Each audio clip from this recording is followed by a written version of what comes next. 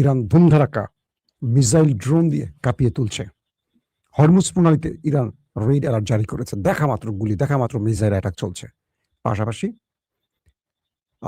আমাদের প্রতিবেশী দেশ ভারতের পশ্চিমবঙ্গে ব্যাপক জ্বালাও চলছে, কারণ নরেন্দ্র মোদীর বিজেপি সেখানে জিতে গেছে।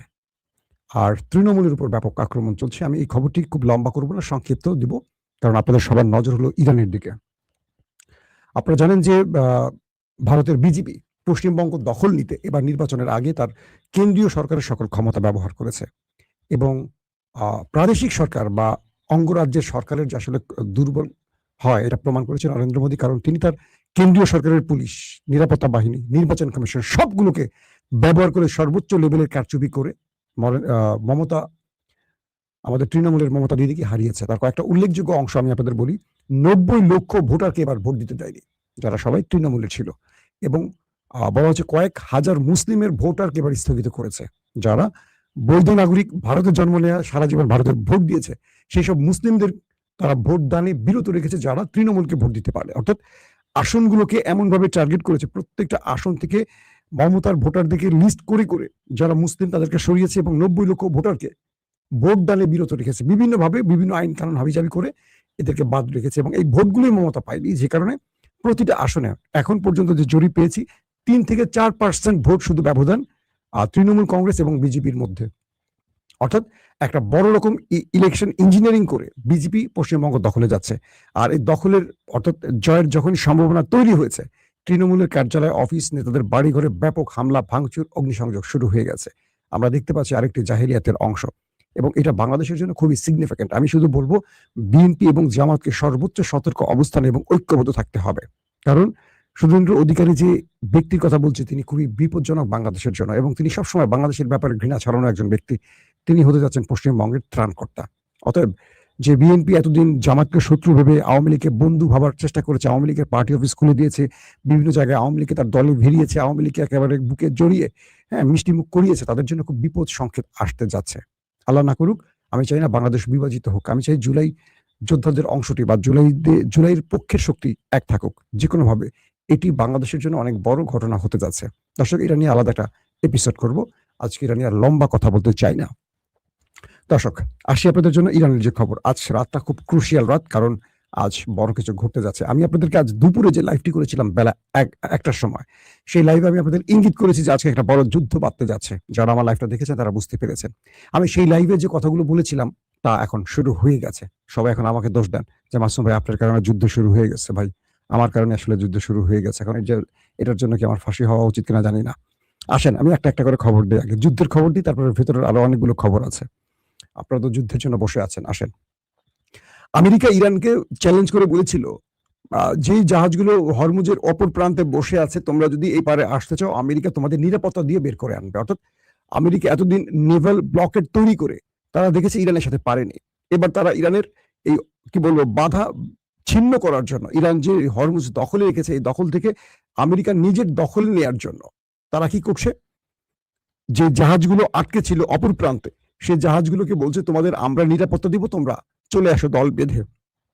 এরপর একটি জাহাজ, দক্ষিণ কোরিয়ার একটি জাহাজ সেখান থেকে মুভ করলে সঙ্গে সঙ্গে সেই জাহাজে মিসাইল অ্যাটাক চালায় ইরান। এরপর আমেরিকার বেশ কয়েকটি ডিস্ট্রয়ার, যুদ্ধ জাহাজ, তারা রাডার বন্ধ করে লোকেশন অফ করে দেয়, দিয়ে গোপনে হরমুজ প্রণালীতে প্রবেশের চেষ্টা করে। আবারও বলছি, মার্কিন যে যুদ্ধ জাহাজগুলো আছে হরমুজের আরেক প্রান্তে, সেখান থেকে তারা তাদের লোকেশন অফ করে, রাডার সিস্টেম অফ করে দিয়ে গোপনে সেই যুদ্ধ জাহাজগুলো ইরানের হরমুজ অংশে প্রবেশ করে, হরমুজ প্রণালীতে। সঙ্গে সঙ্গে সেই মার্কিন ডেস্ট্রয়ারের উপর ইরান ব্যাপক মিসাইল আক্রমণ চালায়। বেশ কিছু জাহাজ ক্ষতিগ্রস্ত হয় এবং বাকিগুলো দ্রুত পালিয়ে যায়। এরপর ইরান সিরিজ আরব আমিরাতের উপর হামলা শুরু করে, কারণ আরব আমিরাতে কালকে আপনাদের রাতে আমি বলেছিলাম যে মধ্যপ্রাচ্যের একটি দেশে ব্যাপক রহস্যজনক বিমান ওঠানামা করে, রিফুয়েলিং ট্যাঙ্কার, যুদ্ধ বিমান, ড্রোন, সেই দেশটি ছিল আরব আমিরাত।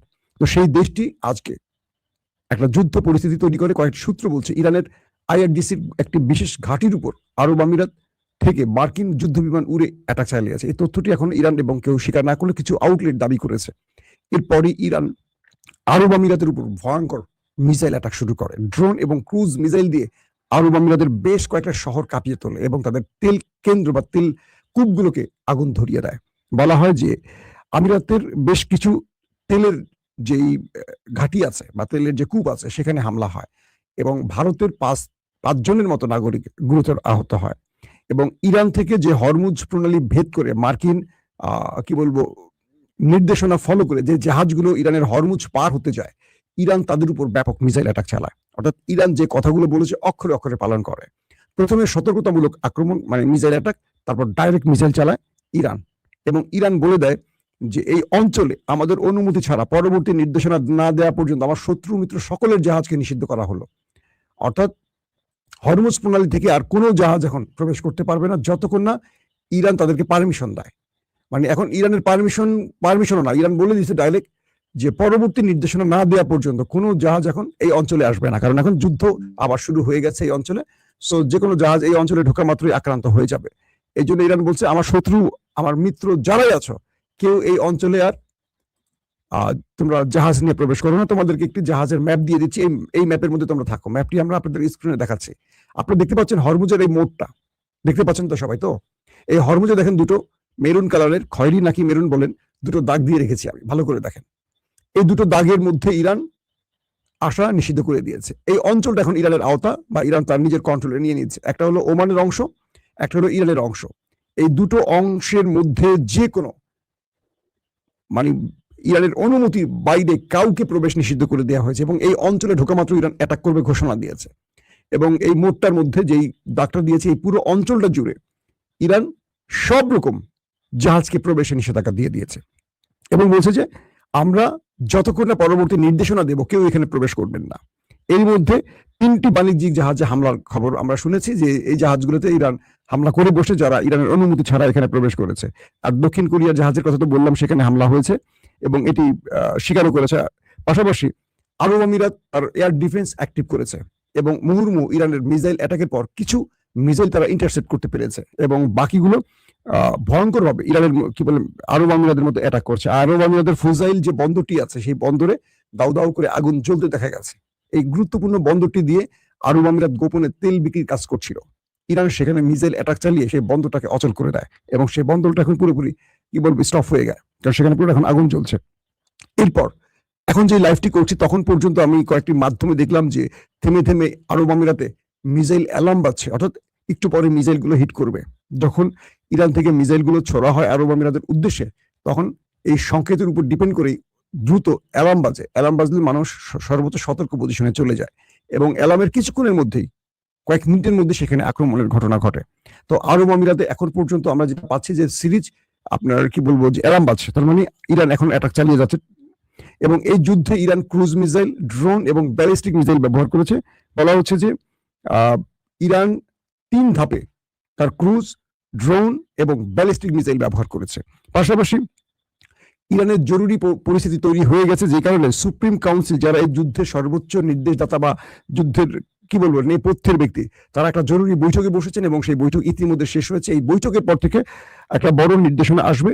পাশাপাশি তারা বলে দিয়েছে হরমুজ প্রণালী সবার জন্য ক্লোজ, এখান থেকে আর কোনো কিছু ঢুকবে না, বের হবে না। এখন আমেরিকা এই যুদ্ধে তারা কি করবে শেষ পর্যন্ত, কারণ আমেরিকা খেলাটার নেপথ্যে খেলতে চেয়েছিল আরব আমিরাতকে দিয়ে। আর আরব আমিরাত এই ফ্রন্ট লাইনে এসে ইরানের হাতে ব্যাপক মাইর খাইছে গত আজকে বিকেল থেকে যে আমরা আপডেটগুলো পেয়েছি সেখানে। এবং মার্কিন যে ডেস্ট্রয়ার এগুলো ব্যাপক ক্ষতিগ্রস্ত হয়েছে ইরানের মিসাইল আক্রমণে, কিন্তু আমেরিকা এখন পর্যন্ত ইরানে পাল্টা অ্যাটাক করেনি। তারা মার খেয়ে দ্রুত চোখ ঢেকে পালিয়ে গেছে এই অঞ্চল থেকে, কারণ তারা বুঝতে পারছে তাদের জন্য ভয়াবহ বিপর্যয় আসতে পারে। এখন পর্যন্ত আমেরিকা ইরানে কোনো পাল্টা প্রতিরোধ করেনি, তবে আরব আমিরাত তারা ইরানে কিছু অ্যাটাক করার চেষ্টা করছে, ইরান সেগুলোকে ইন্টারসেপ্ট করেছে, খবর আসছে। এবং আরো বলা হয়েছে যে আরব আমিরাতের বেশ কিছু নাগরিকরা, যারা মানুষ বসবাস করে, সাধারণ মানুষ, সেই অঞ্চলেও মিসাইল অ্যাটাক চালিয়েছে ইরান। ধারণা করা হচ্ছে এই অঞ্চলগুলোতে আমেরিকানদের অবস্থান বা আমেরিকানদের বসবাস আছে। দর্শক আসেন এবার আরো কিছু গুরুত্বপূর্ণ খবর আছে। ইরান তার নতুন নকশা, যেটা আমি আপনাদের দেখালাম, এই যে স্ক্রিন এখন দেখতে পাচ্ছেন, যে এই নকশাটা ইরান নতুন করে ঘোষণা করেছে। বলছে এই পুরো অঞ্চল এখন ইরানের দখলে থাকবে, এখানে কারো অনুমতি চলবে না, এখানে আমেরিকার আব্বা আসলেও চলবে না, এটা পুরোপুরি ইরানের দখলে থাকবে। এবং এই নতুন নকশায় পৃথিবীর যে কোনো জাহাজকে মেনে চলতে হবে যতদিন ইরান চাইবে। আপনারা নকশার বিষয়টি জেনে গেছেন। এবং রাইসুল খাইমা এরিয়া থেকে দুবাই এরিয়ায় সবাইকে সরে যেতে বলছে ইরান, অর্থাৎ হরমুজ প্রণালীর একটি অঞ্চলের নাম হলো রাইসুল খাইমা। এই অঞ্চলে যত জাহাজ এসে ভিড়ে ছিল, অপেক্ষা ছিল ইরানের অনুমতির, তাদের সবাইকে বলছে তোমরা দ্রুত এই অঞ্চল ছাড়ো, ছেড়ে সবাই দুবাই এরিয়াতে চলে যাও, কারণ অ্যাটাক শুরু হচ্ছে। এবং বলা হয়েছে যে মানে আমেরিকা যে নতুন একটি অপারেশন করছে যেটার নাম প্রজেক্ট ফ্রিডম দিয়েছে, প্রজেক্ট ফ্রিডম, এবং এখানে আমেরিকা তার 15,000 সেনাকে ব্যবহার করছে ইরানের বিরুদ্ধে যুদ্ধের জন্য। এবং আমি যেটা বলছিলাম যে দুপুর 1টার সময় লাইভে, যে আমেরিকা যুদ্ধের জন্য আরবের সকল প্রস্তুতি নিয়ে ফেলছে। ইরান ইতিমধ্যে অ্যাটাক করেছে, প্রতিক্রিয়া দিয়েছে, এখন আমেরিকার মাঠে নামার পালা।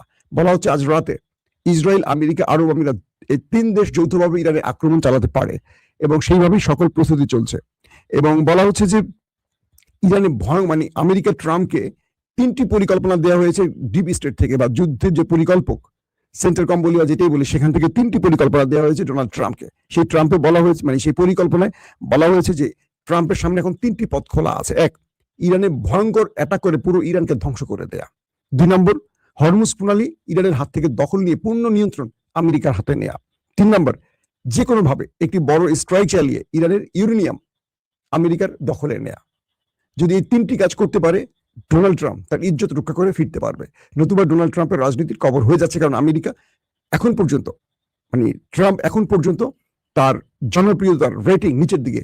প্রতি সপ্তাহে মার্কিন প্রেসিডেন্ট ডোনাল্ড ট্রাম্পের রেটিং করা হয়, তার জনপ্রিয়তার জরিপ পরিচালনা করা হয়।